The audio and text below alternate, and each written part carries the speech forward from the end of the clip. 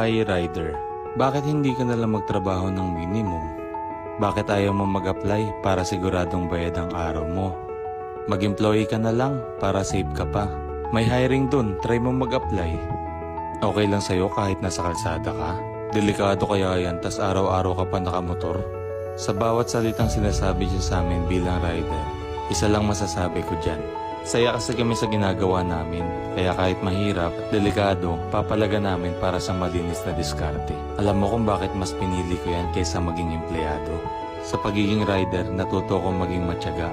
Sa pagiging rider, natuto kong humawak ng pera. Sa pagiging rider, mas natutunan kong mas mahalaga ang tiwala kaysa sa pera. Sa pagiging rider, natuto kong makitungo sa iba't ibang ugali ng mga tao. Sa pagiging rider, marami akong lugar na napuntahan at nalaman.